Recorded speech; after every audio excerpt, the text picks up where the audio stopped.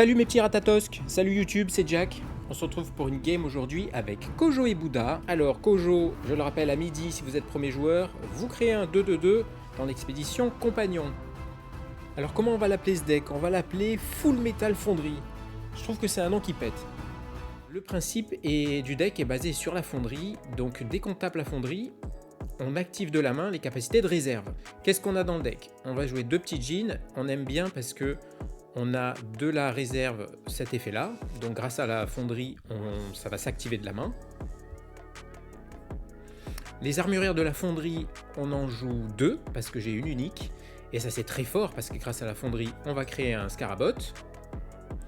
Un ou deux ratatosques en commun, ça suffit, et regardez, toujours l'effet de réserve, de boost. La voilà, mon unique, elle est la première, l'armurière de la fonderie unique. Je pense qu'elle est pas mal. Elle a un coût assez élevé de 4 de la réserve, mais nous on veut la jouer de la main. Et elle a des très bonnes stats, 1-3-3. Elle crée le jeton dans une expédition ciblée avec un petit effet fugace. Ça on va pas trop l'utiliser. Voilà pour l'unique. Après des aspirants du Havre, on en joue deux. Ça aussi, toujours l'effet de réserve, c'est ce qu'on veut. La videuse, on en joue 3. Alors elle est parfaite dans le deck. Elle sabote de la main. Et de la réserve, elle gagne un boost. C'est exactement ce qu'on veut. La guerrière du Havre, je suis pas sûr de cette carte, mais pourquoi pas. 4 de 4, c'est quand même des bonnes stats, c'est solide, mais il n'y a pas d'effet, donc voilà, à voir. Je précise que le deck est en construction, je m'inspire de la liste du top 1 Octogone, je l'adapte un petit peu avec les cartes et les uniques que j'ai. Donc le Wukong, eh ben pareil, hein, de la réserve, il gagne 2 boosts, donc c'est très très bien. Les Tomogozen, comme on a de la rampe, eh ben on va jouer les Tomos. L'espionne qui est super, on en joue 3. Voilà, elle a tout ce qu'il faut, saboter et créer une petite troupe hors 10. Voilà, la troisième Tomogozen, la troisième espionnage. Les puissants jeans, évidemment, on en joue 3 parce que c'est de la pioche et de la rampe. C'est juste la carte parfaite pour Bravos. Allez, les permanents maintenant. Donc le but du deck, c'est d'avoir nos deux permanents en jeu. Donc un Havre, une fonderie. On peut même en avoir plus, vous verrez, c'est très marrant.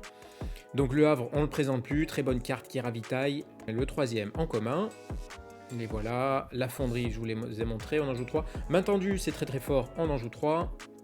Intimidation, j'en joue 2. Et 2 éruptions de mana pour la gestion. C'est parti pour la game. Et on va jouer contre Atreides, qui s'est échappé de la planète Dune a priori. Et ça sera un Fen, ça fait longtemps qu'on... Bah, c'est la première fois qu'on a un Fen sur la chaîne. Donc ça fait plaisir. Allez, qu'est-ce qu'on va avoir en première main? Donc c'est la première fois que je joue le deck, je le découvre un petit peu avec vous. Donc évidemment on garde fonderie, c'est le but du deck. Les deux intimidations, c'est trop tôt pour les jouer. Il nous reste main tendue, Wukong, videuse. Alors, Wukong et videuse c'est très fort. Voilà, mais j'hésite avec main tendue, je pense que je vais prendre plutôt la main tendue.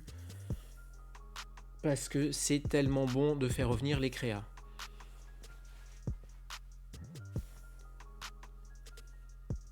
Voilà, on garde main tendue.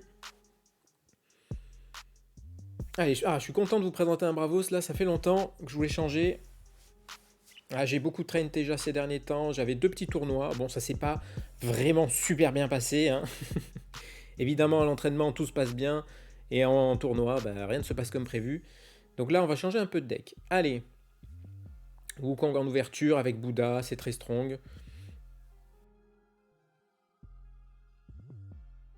J'aurais bien aimé faire un Basira, mais il faut avouer que Bouddha, un tour sur 2, c'est tellement fort. Voilà, de son côté, il ouvre une martingale à droite.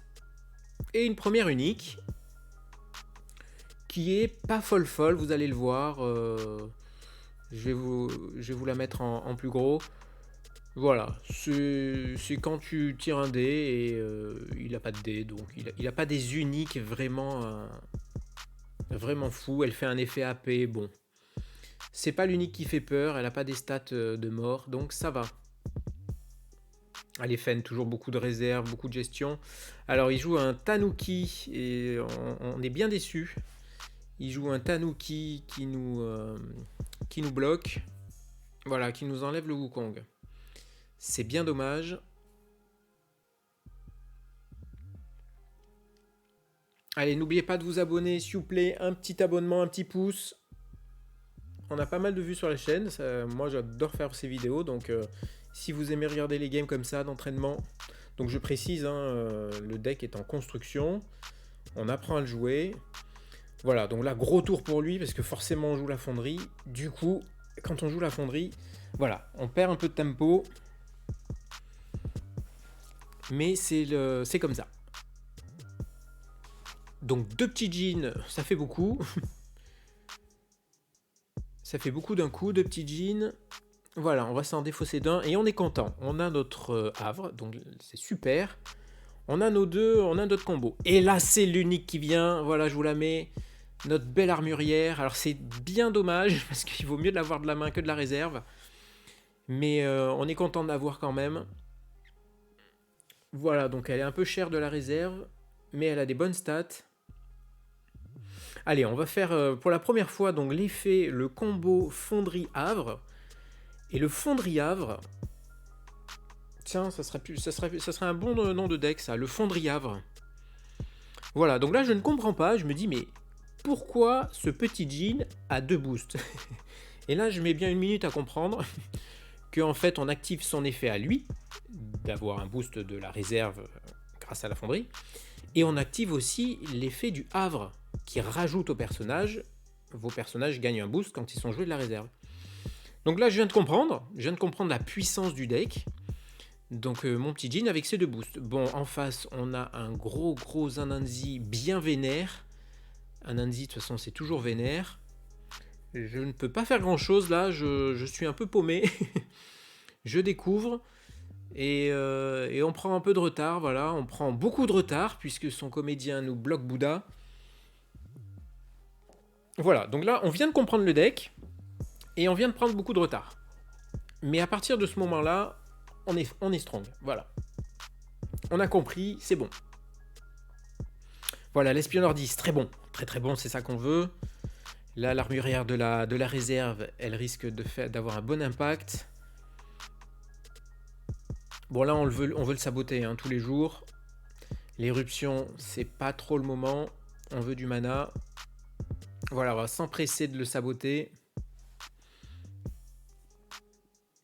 J'aime beaucoup cette petite armurière unique. Je sais pas ce que vous en pensez, mais moi je la trouve très sympa.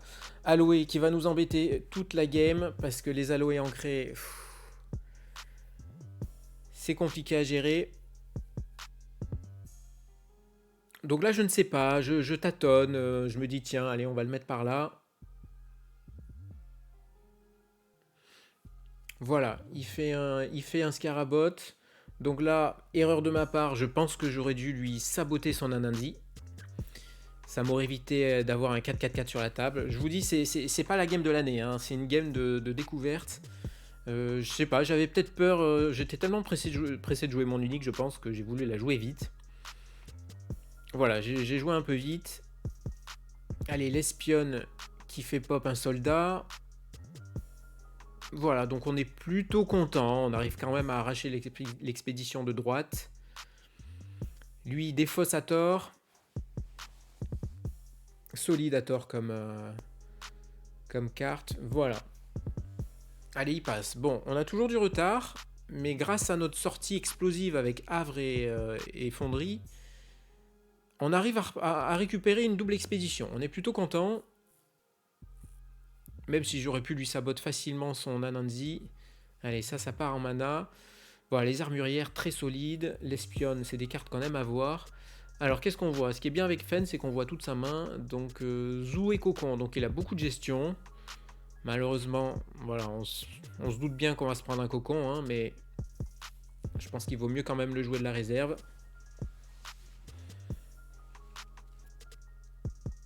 Voilà, l'espionne qui arrive avec son troupier. Là, on aurait bien aimé évidemment faire une main tendue sur l'espionne. C'est pas possible. Allez, c'est pas grave, parce qu'il s'épuise aussi, regardez, il a plus qu'une carte en main. Il a un Zou à 4. Je pense pas qu'il le fasse. Voilà, et nous, allez. Et c'est le combo qui part. Le fonderie Havre. Allez, c'est parti. Voilà, qui pop un scarabot. Alors là, on est très embêté parce qu'on est sur un biome eau. Et le biome eau va nous pourrir la game. Voilà, on n'arrive pas à passer parce que un biome eau et des aloe vera en face, c'est compliqué. Bon, du coup, on est revenu à égalité. On tient bon. On s'essouffle pas grâce au petit ravitaillement du Havre. Malgré les sabotages successifs de notre ennemi, on tient bon. Se laisse pas faire Atreides, hein. Et il a bien raison. La videuse, on est content de voir ça. C'est dommage parce que, évidemment, que j'aurais bien aimé lui saboter son aloe, mais évidemment, il va le jouer. Je pense que oui, je mets pas en mana parce qu'on a 3 bonnes cartes là et on n'a pas tellement besoin de mana. On veut plutôt les garder. Et c'est un double entraînement a cappella en face. Voilà, donc on sait qu'on va perdre des cartes au fur et à mesure. Alors que lui, il ancre ses aloés, donc il aura du backup. Allez, qu'est-ce qu'on fait là? Je choisis plutôt de saboter à ce moment-là sa créature.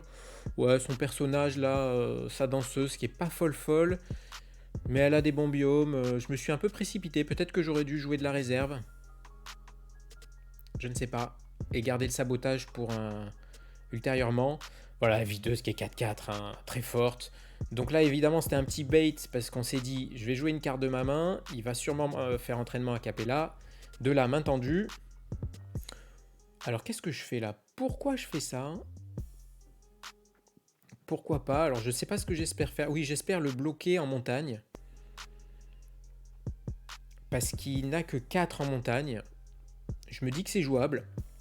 Il a qu'une carte en main. Voilà, je me dis que si je le bloque en montagne, et c'est un deuxième cocon, décidément. Cet homme est rempli de cocons. Voilà, on est un peu déçu. On n'arrive pas à le bloquer, du coup, on n'arrive pas. Du coup, main tendue, on récupère notre videuse, qui va pouvoir revenir de la réserve. Ah, ces mains tendues sont vraiment excellentes dans le deck, parce qu'on peut recycler nos personnages. Et évidemment, avec le Havre, c'est d'autant plus fort. Voilà, donc c'est une égalité parfaite, on tient bon, on s'essouffle tous les deux. Alors il a un bon ravitaillement, plus le pouvoir de son perso. Allez, qu'est-ce que je pioche? Là, je vois un deuxième Havre, je me dis pourquoi pas. Alors Tomo et Gozen, c'est bien quand ça arrive un peu plus tôt, mais là les biomes sont pas trop mal, mais bon, il n'y a aucun effet. Je préfère sacrifier Tomo. Parce qu'en plus, il est faible en forêt, et lui, il n'avance qu'en forêt. Voilà, on a Bouddha, et là, on espère qu'il n'a pas de sabotage. Voilà, on joue un deuxième havre. Comme ça, pendant ce tour-là, on va bénéficier d'un double havre. Entraînement a cappella, ça c'est un après vous.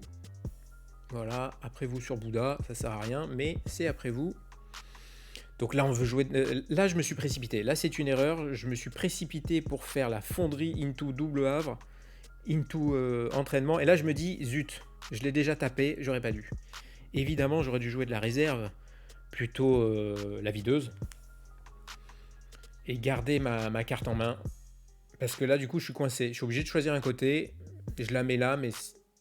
Voilà, je pense qu'à ce moment-là, je suis pas très fier de moi. Donc c'est un monstre, évidemment. Regardez, 7-5-5. Tout ça pour 2. Voilà, je sais pas ce que vous en pensez. 7-5 pour 2.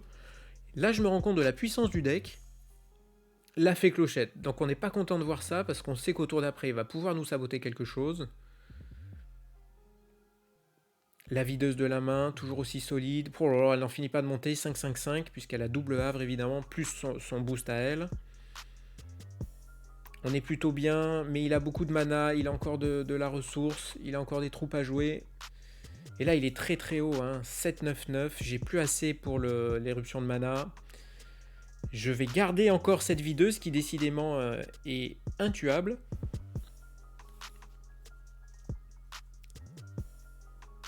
Bon, bah là, on se dit qu'on a perdu l'expédition à droite. On n'arrive vraiment pas à gérer. Et c'est encore un aloé qui revient. Et qui s'ancre. Ah là là, ces aloés. Oui, je pense que ce tour-là a été mal géré de ma part. Mais trop pressé de faire le fonderie double havre. Voilà, du coup, on a trop de cartes en réserve. C'est pas opti. Je préfère enlever l'éruption parce que je me dis qu'il a beaucoup de petites créas. Je suis obligé de dire au revoir à mon Havre. Il était là juste pour un tour. Il nous a fait coucou juste pour un tour. Qu'est-ce qu'on a? On a encore le combo double Havre. Donc évidemment, bah, je pense qu'on va tout garder. Hein, parce qu'avoir double Havre, c'est très bien. On a l'espionne de la main. Ouh là là là là. Là, on se dit qu'on est pas mal. Hein. Alors, regardez le ravitaillement. Il y a des uniques. Regardez ce flot d'uniques qui arrive. Une navigatrice Lyra qui est pas mal. Hein. Regardez, on la met en plus gros. On peut payer un de la main, donc là elle sert plus à rien. C'est une 1-1-4 pour 3. Ouais, je me dis que c'est pas une unique folle, hein, on est d'accord. Ce 4 va m'embêter, mais je suis plutôt content parce que comme on est en tie-break, le 1-1-4 c'est un peu pourri. Voilà, clairement on va pas se battre en eau. Alors, là je tempo un peu, qu'est-ce que je fais? Ah non, bah non, je balance direct. Hein. Là, je pense que j'aurais dû jouer de la réserve là. Hein.